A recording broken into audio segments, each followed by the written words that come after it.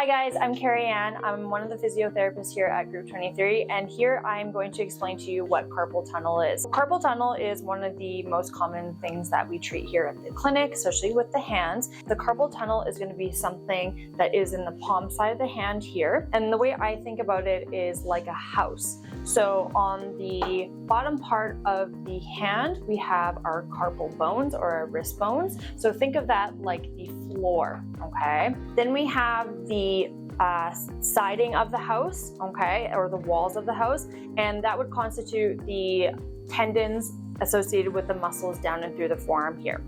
Of course, we need a roof to our house, and in the wrist itself, that would constitute this small piece of tissue that comes over top of it like so. And then of course, housed right in the middle would be our median nerve. So the median nerve is going to pass through the middle here. And I like to think of the nerve as like a garden hose. So if you ever have your garden hose laying out on your lawn and you step on it or twist it up, of course, there's not going to be much water going through it. When the median nerve passes through the middle of the carpal tunnel like so, it has a greater chance of being pinched or kind of twisted up, which restricts the flow of information to the rest of the hand through here. So with the carpal tunnel, we have to understand that it's only providing information to certain parts of the hand. So I'm going to show you here on Caitlin as well. Here we have the hand palm side up. Then we're going to take our tubing, which is replicating the median nerve, which is going to pass through the carpal tunnel in through here.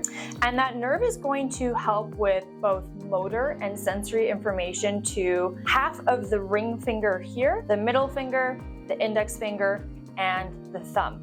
Some things and symptoms you might experience would be numbness, tingling, or even loss of grip strength, or what we call motor function. These are all very much characteristic of the carpal tunnel in through here. So now that you know the general anatomy and some symptoms that you might experience if you have carpal tunnel, one of my main management techniques would be bracing. The key thing about bracing is bracing at nighttime, particularly because when we sleep, we typically have our hands in these bent up positions, which could obviously cause some communication problems through that nerve there. One of the main braces that I like to use is called the motion manager. So I'm going to show you here on Caitlin how this is fitted onto the hand, okay? So we're going to take this loop through here. We're just going to snuggle it in like this. Obviously, when she's doing it at home, she's just going to wrap it around like this. And then she's going to flip her hand over like so.